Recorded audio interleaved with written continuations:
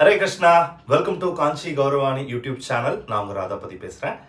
அனைவருக்கும் தமிழ் நெஞ்சங்களுக்கும் தை திருநாளாம் தமிழர் திருநாளாம் பொங்கல் தின வாழ்த்துக்கள். இந்த காணொளி முழுக்க முழுக்க நம்மளுடைய பாரம்பரியமான பொங்கல் திருவிழாவை பற்றி தான் இன்றைக்கி நம்ம பேச போகிறோம். அதனால தான் அனைவருக்கும் பொங்கல் தின வாழ்த்துக்கள் முதல்ல சொல்லிக்கிட்டோம். ஸோ 4 விதமான ஒரு பண்டிகை, அதாவது வருஷத்திலே அதிக நாள் கொண்டாடக்கூடிய பண்டிகைகளை இதுவும் ஒன்று. ஒரு பெரிய பண்டிகைன்னு சொல்லலாம். அதாவது மார்கழி மாதம், இப்போ மார்கழி மாதம் நடந்துகிட்டு இருக்கு. மார்கழியுடைய கடைசி நாள் போகி அப்படின்னு சொல்றாங்க. அதாவது அனைத்தையும் போக்கி, கவலைகளை போக்கி, துயரங்களை போக்கி, துக்கங்களை போக்கி, கெட்ட விஷயங்களை, கெட்ட எண்ணங்களை, தேவையில்லாத தீய விஷயங்களை போக்கி, அப்படிங்கிற போக்கிங்கிறதா இப்போ போகி அப்படின்னு ஆயிடுச்சு. இந்த போகி பண்டிகை எதுக்காக கொண்டாடுறோம்? பொங்கல் எதுக்காக கொண்டாடுறோம்? அப்புறம் மாட்டு பொங்கல், பொங்கலுக்கு மறுநாள் மாட்டு பொங்கல்னு கொண்டாடுறோம். அதுக்கப்புறம் பார்த்தீங்கன்னா கடைசியாக காணும் பொங்கல், உழவர் திருநாள். இந்த மாதிரி 4 தினம் அப்படிங்கிற இந்த முக்கியமான விஷயங்களை பற்றி தான் இன்னைக்கு நம்ம பார்க்க போகிறோம். இந்த போகி பண்டிகை இதோடைய சுவாரஸ்யமாக கிருஷ்ணருடைய அந்த கோவர்தன் லீலா எல்லாரும் ஞாபகம் வச்சிருப்பீங்க. பார்த்தீங்கன்னா ஆடி மாதம் பயிர்கள் எல்லாம் அவங்க விவசாயம் பண்ணி அதுக்கப்புறம் அறுவடை காலம் தான் இந்த தை மாதம். தை பிறந்தால் வழி பிறக்கும். அதே மாதிரி பழையன கழிதல், புதியன புகுதல். போகி பண்டிகையுடைய முக்கியமான ஒரு விஷயம், அதாவது பழைய விஷயங்களை வெளியெடுத்துட்டு நல்ல விஷயங்களை உட்கொண்டுறது. பழைய விஷயங்கள்லாம் நம்ம இப்போ தேவையில்லாத போட்டி எல்லாம் எரிச்சுக்கிட்டு இருப்பாங்க.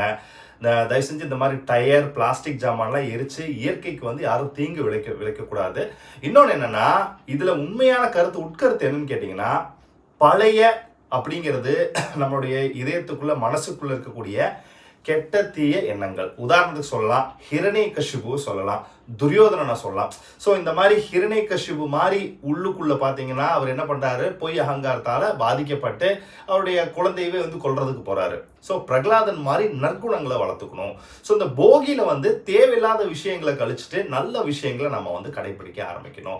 ஸோ எந்த ஒரு திருவிழா இருந்தாலும் பண்டிகை இருந்தாலும் நம்மளுடைய அது முக்கியமான நம்மளுடைய சனாதன தர்மத்தோட நம்மளுடைய வழிபாடுடைய முக்கியமான நோக்கம் என்னன்னா, இறைவனை மையமா வச்சுதான் எல்லா திருவிழாவும் வருது. உதாரணத்துக்கு இப்ப சமீபத்தில் 3 மாசத்துக்கு முன்னாடி தீபாவளி திருநாள் கொண்டாடணும்.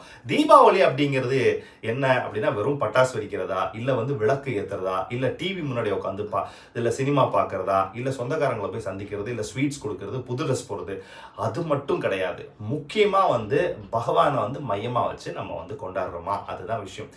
விருந்தாவனத்துல பாத்தீங்கன்னா கிருஷ்ணர் வாழ்ந்த காலத்திலே அந்த மக்கள் என்ன பண்ணுவாங்கன்னா, இந்திரனுக்காக ஒரு யாகம் வளர்ப்பாங்க. இந்திரனுக்கு நன்றி தெரிவிக்க போவாங்க. உதாரணத்துக்கு இந்த போகி பண்டிகை அப்படிங்கிறது வருணதேவன், இந்திரதேவன் இவங்களுக்கெல்லாம் நன்றி தெரிவிக்கிற விஷயம் தான். பொங்கல் அப்படிங்கிறது சூரிய தேவனுக்கு நன்றி தெரிவிக்கிறது. அதுக்கப்புறம் மாட்டு பொங்கல் அப்படிங்கிறது நம்மளுடைய கால்நடைகளுக்கு நன்றி தெரிவிக்கிறது. இதெல்லாமே இருக்கு. ஆனா முக்கியமா ஒரு விஷயம் இருக்கு. கிருஷ்ணர் அதை தான் சொல்றாரு. கிருஷ்ணர் என்ன பண்றாரு, இதெல்லாம் நீங்க தனிப்பட்ட முறையில் பண்ண வேண்டாம். எல்லாரும் யோசிப்பாங்க, என்னடா இது நம்ம காலங்காலமா பண்றோம், ஆனா கிருஷ்ணர் இப்படி சொல்றாரு. ஏன்னா கிருஷ்ணர் சொல்லிட்டாருன்னா அதுல கண்டிப்பா ஒரு உள்ள அர்த்தம், ஒரு பொருள் ஒண்ணு இருக்கும். ஏன்னா அவர் கடவுளாச்சு இல்லையா? அப்போ பகவானே சொல்றாரு. அதுக்கப்புறம் மக்கள்லாம் புரிஞ்சுக்கிறாங்க. கிருஷ்ணர் என்ன ரெக்கமெண்ட் பண்றாருன்னா, தன்னை வழிபட சொல்றாரு. அதாவது கோவர்தன் கிரிமலையை வழிபட்டீங்கன்னா எல்லா விஷயம், அதுல இருந்து மழை வருது, அதுல இருந்து செடி கொடி எல்லாம், காய் கனி எல்லாமே இந்த கால்நடைகளுக்கும் ரொம்ப பயனுள்ளதா இருக்கு. மக்களுக்கும் விவசாயத்துக்கு தேவையான எல்லா விஷயமும் கிடைக்குது. அப்படிங்கிற விஷயத்த கிருஷ்ணரும் பலராமரும் நமக்கு போதிக்கிறாங்க. அப்ப பாத்தீங்கன்னா இறைவனை மையமா வச்சு இப்ப அர்ஜுனன் போர்க்களத்துல போர் புரிய போகும்போது பாத்தீங்கன்னா இதேதான் பகவான் சொல்றாரு. எந்த காரியத்தை செஞ்சாலும் என்ன மையமா வச்சு செய்.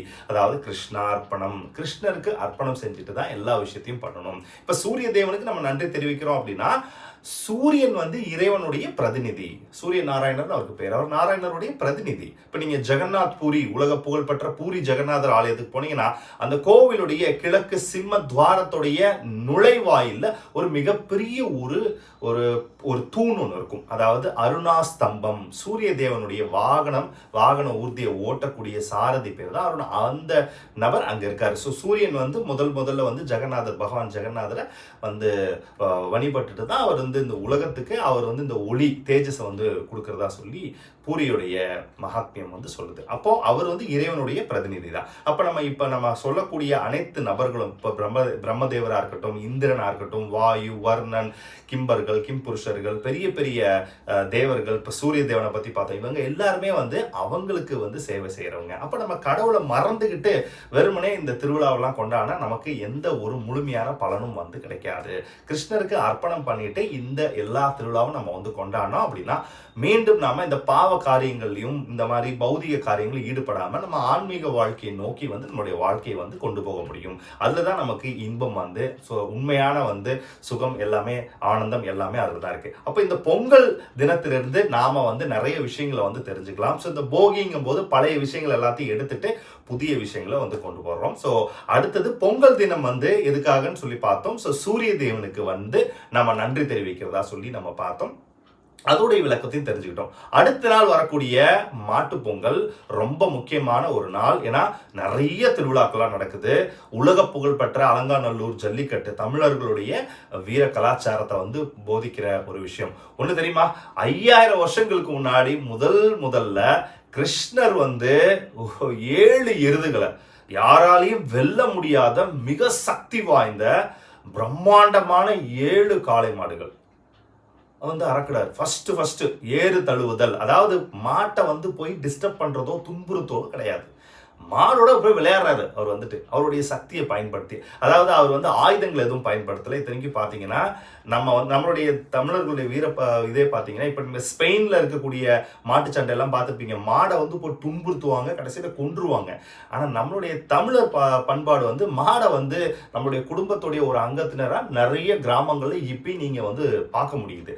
அதுதான் நமக்கும் உள்ள மற்ற கலாச்சாரத்துக்கு உள்ள மிகப்பெரிய ஒரு வேறுபாடு. இதுக்கு முன்னோடிய பகவான் ஸ்ரீ கிருஷ்ணர் 7 எருதுகளை அடக்குனாரு. அவருடைய அந்த அரசருடைய பெண்ணையும் வந்து திருமணம் பண்ணாரு, இளவரசியும் வந்து கல்யாணம் பண்ணாரு வெற்றிகரமா. அந்த மாதிரி நம்ம உலகம் ஃபுல்லா இப்போ வந்து அந்த மாட்டு பொங்கல் அன்னைக்கு நடக்கக்கூடிய திருவிழா வந்து ரொம்ப ரொம்ப முக்கியம். ஸோ அன்னைக்கு தான் வந்து காஞ்சிபுரம் வரதராஜ பெருமாள் கூட வந்து பார்த்தீங்கன்னா மாட்டு பொங்கல் அன்னைக்கு அவருடைய ஊரில் இருக்கக்கூடிய எல்லா இடத்துக்கும் போறாரு. ஸோ பழைய சீவரம் அப்படிங்கிற நரசிம்மர் கோயிலுக்கு பக்கத்துல திருமுக்கூடல் அந்த 3 நதி சேர்ற இடத்துக்கு கூட வருவார். மாட்டு பொங்கல் அன்னைக்கு ஒரு பெரிய திருவிழா. நீங்க காஞ்சிபுரத்துக்கு போனாலும் இருந்தாலும் இந்த திருவிழா வந்து மாட்டு பொங்கல் அன்னைக்கு ரொம்ப சிறப்பா இருக்கும். ஸோ மாட்டு பொங்கல் அன்னைக்கு நம்மளுடைய வீட்டில் இருக்கக்கூடிய அந்த காலத்துல கிராமங்கள்ல எல்லார் வீட்லயும் மாடு இருந்துச்சு. மாட்டு தொழுவத்தை சுத்தம் பண்ணி மாடுகளை வந்து நல்லா குளிப்பாட்டி பசுக்களை பேணி காத்து. ஏன்னா பசு வந்து பாத்தீங்கன்னா பசுவோடைய நம்ம தாய்ப்பாலுக்கு அப்புறம் வாழ்நாள் முழுக்க குடிக்கிற பால் வந்து பசுவோடைய பால் தான், தாய்க்கு சமம். எருது வந்து தந்தைக்கு சமம். ஏன்னா அவர் உழுதாதான் நமக்கு வந்து எல்லா பயிர்களும் வந்து கிடைக்கும். ஸோ கிருஷ்ணர் வந்து ஏற்கனவே அவர் வந்து பகவத்கீதை தன்னை வந்து தாய் தந்தைன்னு சொல்லி அவரே வந்து சொல்றாரு. பிதாகம் அஸ்ய ஜெகதோ மாதா தாத்தா அப்படின்னு சொல்லி சொல்றாரு. அதாவது அவர் தான் தந்தை தாய்ன்னு சொல்ல. அதே மாதிரி பார்த்தீங்கன்னா இந்த பசுவும் எருதும் நமக்கு வந்து தாய் தந்தை அந்த அளவுக்கு வந்து நம்ம வந்து போற்றி பேணி காக்க வேண்டும். அந்த கால்நடைகளும் சரி.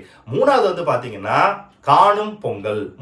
காணும் பொங்கல் பார்த்தீங்கன்னா நம்ம சென்னையில மெரினா பீச்ல வந்து பார்த்தீங்கன்னா பல லட்சக்கணக்கான மக்கள் வந்து ஒன்று திரண்டு ஒரே பயங்கர பிரம்மாண்ட மக்கள் பெருவெள்ளமா இருக்கும். என்ன காரணம்னா எல்லா உறவுகள் சொந்தங்கள் பந்தங்கள்லாம் ஒன்னா சேர்ந்து உட்காந்து சந்தோஷமா பேசி அந்த வருஷம் வந்து நல்லபடியா அறுவடையெல்லாம் நடந்து ரொம்ப நல்ல சிறப்பான ஒரு வருஷமா அமையணும்னு சொல்லி எல்லாரும் பார்த்து சொந்தக்காரங்களை எல்லாம் நல்லா உட்காந்து எல்லாம் சாப்பிட்டு ரொம்ப சந்தோஷமா இந்த 4 நாளையும் வந்து நல்லா திருப்திகரமா வந்து கொண்டாடுவாங்க. வருஷம் இந்த திருவிழாலாம் நமக்கு வந்து எதை ஞாபகப்படுத்து அப்படின்னா நம்ம வந்து இறைவனுக்கு எப்பயுமே நன்றி தெரிவிச்சுக்கிட்டே இருக்கணும். இறைவன் நமக்கு எல்லாமே கொடுக்குறாரு. தானியங்கள் கொடுக்குறாரு, சூரியன் மூலியமா ஒளி கொடுக்குறாரு, கால்நடைகள் மூலியமா நமக்கு எத்தனையோ வசதிகளை பண்ணி கொடுக்குறாங்க. ஆனா நம்ம வந்து அவரை வந்து மறந்துடுறோம். நம்ம வந்து ஞாபகப்படுத்தணும் அப்படிங்கிறதுக்காக தான் இந்த ஒரு பதிவு. மீண்டும் அனைவருக்கும் பொங்கல் தின வாழ்த்துக்கள், போகி வாழ்த்துக்கள், மாட்டு பொங்கல் வாழ்த்துக்கள், காணும் திருநாள், உழவர் திருநாள் வாழ்த்துக்கள். காஞ்சி கௌரவாணி யூடியூப் சேனலுக்கு நீங்க சப்போர்ட் பண்ணுங்க. இந்த வீடியோ உங்களுக்கு பிடிச்சிருந்துச்சுன்னா இதை மற்றவங்களுக்கு நீங்க ஷேர் பண்ணுங்க. நன்றி, வணக்கம்.